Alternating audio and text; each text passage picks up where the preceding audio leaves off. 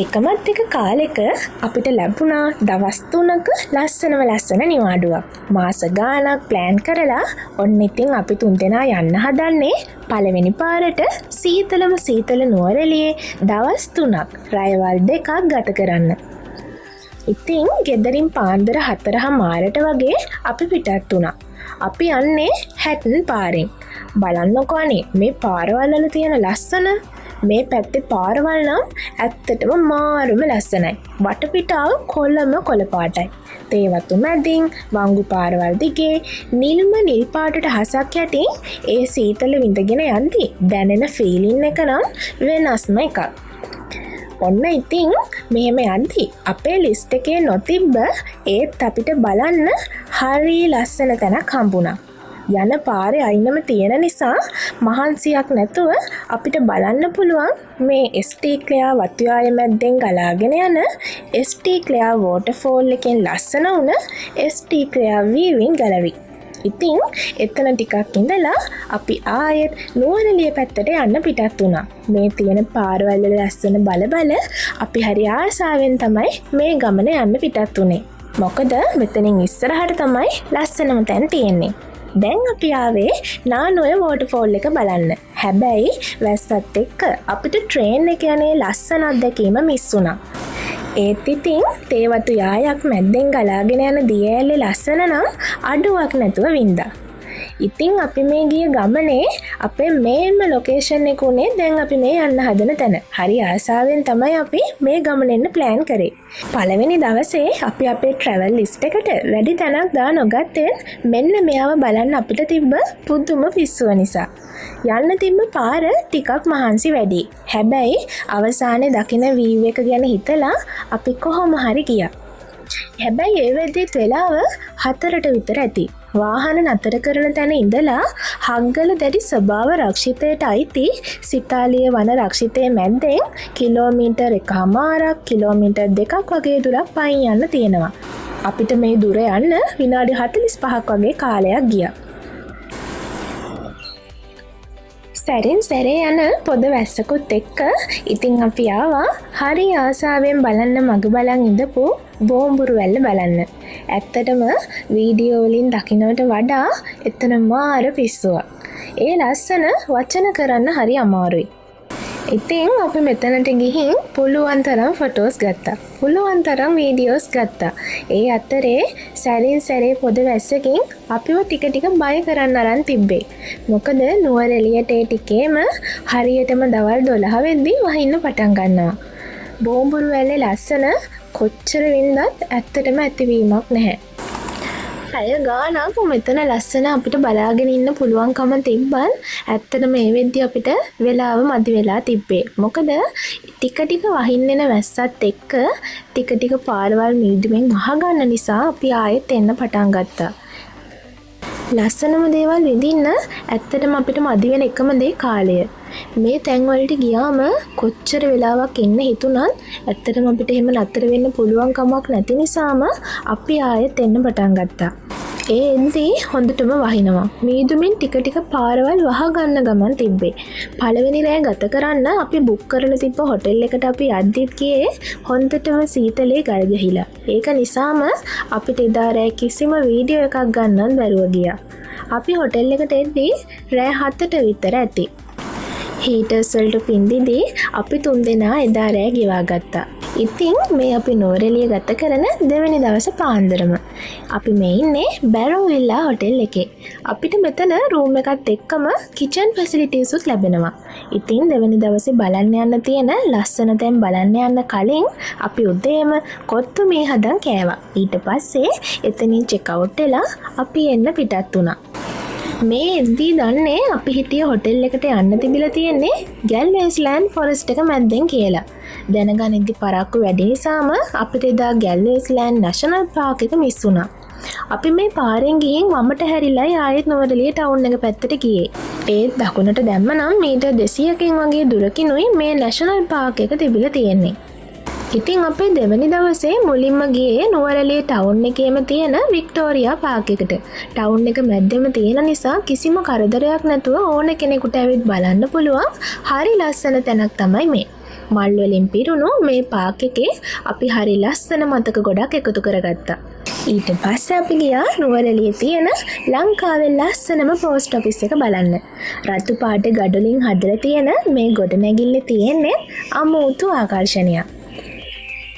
දැන් අපි ඇවිත් ඉන්නේ ගෙගරි ලේක් එකට. කොළ පාටින් ඈතින් පේන කඳු වගේම අහසින් පේන නිල්ම නිල් පාට වලාකුළුයි ග්‍රෙගරි ලේක් එකේ තියෙන අමුතු ලස්සනයි එකතු වෙලා එතන තියෙන්නේ වචන කරන්න බැරි පුදුම ලස්සනක්. ඒ ලස්සනත් එක්ක ඉතින් එතනත් අපි කොච්චර වෙලාවක් හිටියද කියලා අපි දන්නෙත් නෑ. ඔන්න ඊට පස්සේ අපි ගියා නුවරඑළිය ටවුන් එකේ ඉඳලා බදුල්ල පාරේ කිලෝමීටර් 5ක් වගේ යද්දි හම්බ වෙන නුවරඑළියේ තියෙන ඓතිහාසික වගේම සංචාරක ආකර්ෂණීය දිනාගත්තු සීතාම්මන් කෝවිල බලන්න. කෝවිල ඇතුළට ගියාට පස්සේ අපිට හරි ලස්සන වීව් එකක් තියෙනවා බලන්න. ඒ කෝවිල පිටිපස්සෙන් ගලාගෙන යන සීතගඟේ අමුතු ලස්සන. සීතගඟ අයිනේ තමයි හනුමාන්ගේ පාදයක විශාල සලකුණක් කළු ගල් පර්වතයක මෙතනදී බලන්න පුළුවන් වෙන්නේ. හැබැයි ඉතින් ඇතුළට කොට කලිසම් ඇඳන් යන්න නම් දෙන්නේ නැහැ. ඔන්න ඉතින් අපේ දෙවැනි දවසේ අපි නතර වුණ අපි දවස් ගාණක් හොයාගනිපු අපේ නවාතැන් පෙළට ආවා. චෙකින් වෙන්න තිබ්බේ 2ට උනාට රස්සත් එක්ක ඇත්තටම අපි එද්දී 3ත් පහුවෙලා. අපි හිතුවටත් වඩා ඇත්තටම මේ කබාන එකේ පුදුම ලස්සනක් තිබ්බේ. ඇතුළට ගියාම ඉස්සෙල්ලම ලස්සන සෝෆා එකක් දාලා තියෙනවා. ඊට පස්සේ එතනම ඩබල් බෙඩ් එකක් තියෙනවා.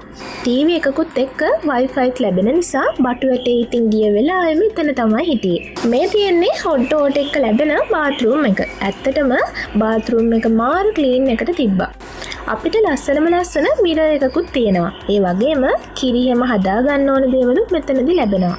හැබැයි මේ කබාන එකේ කෑම ලැබෙන්නේ නැහැ. ටවුන් එකට පයින් යන දුරින් තියෙන නිසා ඒකේ ලොකු ගැටලුවකුත් නැහැ හැබැයි. අපිත් කෑම එවෙලට ගිහින් තමයි අරගෙන ආවේ. දැන් මේ අපි ඉන්නේ පහළ කොටසනේ. එන්න උඩට යන්න. උඩ වීව් එකට තමයි මම ආසම වුනේ. එළිය තාම පොද වැස්සක් යනවා. ඒත් ඉතින් අපිට ඇතුලේ ඉන්න නිසා එක ලොකු ප්‍රශ්නයක් වුණේ නැහැ. උඩට මෙන්න මේ විදියට පඩිපෙල් නැගගෙන ගියයින් පස්සේ අපිට මුලින්ම හම්බ වෙන්නේ ලස්සන ඩබල් බෙඩ් එකක්. එතනින් පිටිපස්සේ බැලුවම අපිට ගෙගරි ලේක් එකේ වීව් එක ලස්සනට පේනවා. ඊට පස්සේ තමයි මං ආසම වුණ තැන තියෙන්නේ. ඔන්නෝම වටයක් කැරකිලා ඉස්සරහා බැලුවම මෙන්න මේ පඩිපෙළ දිගේ උඩට යන්න තියෙන්නේ. ඒ ගියාම තමයි මං ආසම වුණ තැන තියෙන්නේ. බලන්නකෝ එතන ඉස්සරහා පේන්නේ හරිම ලස්සන වීව් එකක්. පැය ගානක් උනත් ඒ වීව් එක දිහා බලාගෙන ඉන්න පුළුවන්. ලස්සන ලීක්ස් පාත්ති, ලස්සන කැරට් පාත්ති, කොළ පාටින් මීදු අතරින් පේනකොට මට එදා දැනුනේම මම ෆැන්ටසි ලෝකෙක ජීවත් වෙනවා කියලා. දැන් මම පෙන්වන්න යන්නේ මෙතනින් බැහැලා මෙතන ඉස්සරහා දෙවෙනි කොටසේ තියෙන බැල්කනි වීව් එක. මෙතනට ගියාට පස්සේ ලීක්ස් පාත්ති කැරට් පාත්ති අතරින් ඇස් පේන මානෙන් පේන්නේ නුවරඑළිය බදුල්ල පාරේ යන එන වාහන. සද්ද බද්ද අඩු මේ වගේ තැනක් අපිට තෝරගන්න ලැබුණු එක ගැන අපිට තිබුණේ පුදුම සතුටක්. ඉතින් කබාන එක වටේ චූටි රවුමක් ගිහින් අපි දෙන්න එන්නේ චූටි බටු වැටේ පඩිපෙළ ළඟට ඇවිල්ලා හොරාට බලාගෙන ඉන්නවා මොකද මේ දෙන්න කරන්න කියලා. අපි එද්දී හොර ගෙඩිය වගේ දුවගෙන යනවා පහළට. බලන්නකෝ ඇතුළේ ඉඳන් එළිය බැලුවම පේන වීව් එක.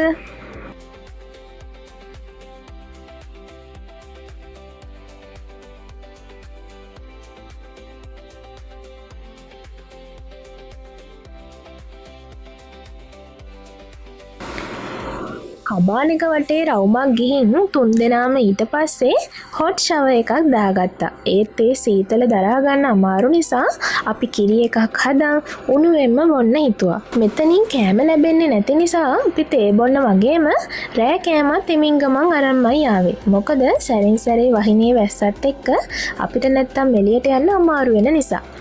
ඉතින් 3 දෙනාත් එක්ක කබාන එකේ හොඳ ගැන කතා කර ආවගේ තොරතුරු කතා කර රසම රස උණුමුණු කිරි එකක් හදාගෙන ගෙනාව කෑමත් කාලා තේ බිව්වා. මේ වගේ ගෙවන මොහොතවල් තමයි ජීවිතේ ලස්සනම තප්පර වෙන්නේ.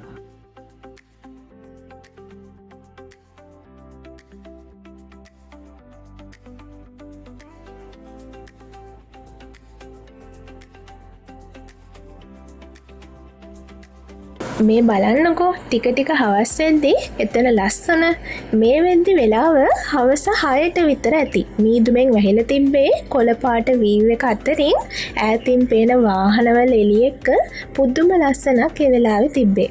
ටික ටික රෑ වෙද්දී කබාන එකේ අපි හවස දැකපු ලස්සනට වඩා ලස්සනක් පේන්න ගත්තා. ඉතින් අපිට හිතුනේම අපේ choices perfect කියලා විතරමයි. මේ තියෙන්නේ එතන උදේ වීව් එක. ඉතින් අපි උදේ තේ බීලා කෑම කාලා එහෙම උඩ බැල්කනි එකට වෙලා චෙක් අවුට් වෙන ටයිම් එක එනකම්ම එතනට වෙලා හිටියා. එතන අපිට ඉද්දී වෙලාව යනවා තේරුණේවත් නැහැ. ඉතින් කෝලම් කර කර ඉඳලා අපි ආයෙත් 3 වෙනි දවසේ උදේ හොටෙල් එකෙන් චෙක් අවුට් වුණා. ඒ උදේ 11ට විතර.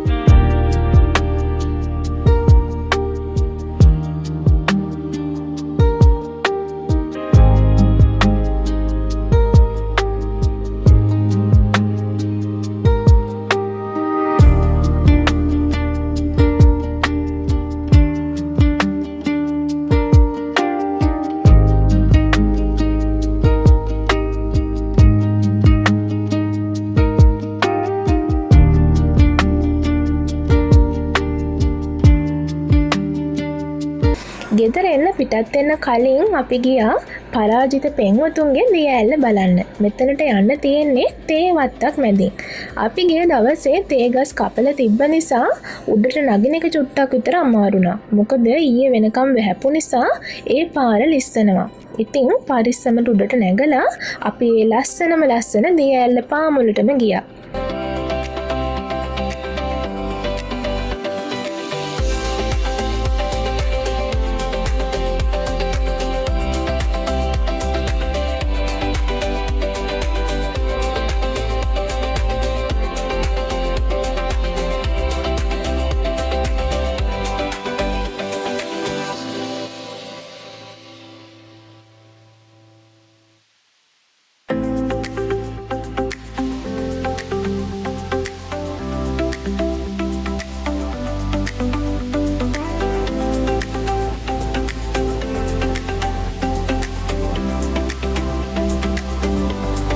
එතනින් පස්සේ අපි ගියා ගෙගරි පාක් එකට. මල් වලින් වට වුණු මේ ලොකේෂන් එකත් ඇත්තටම පිස්සුවක්.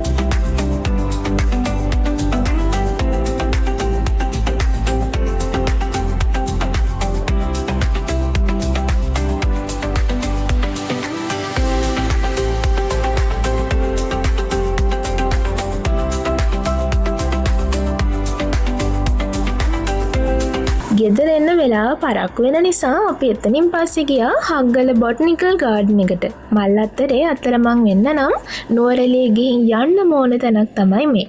මල් ගස් අතරේ කැරකි ඉඳලා ආයෙත් ඉක්මනට හම්බෙනකම් අපි ඉතින් නුවරඑළියට සමුදුන්නා.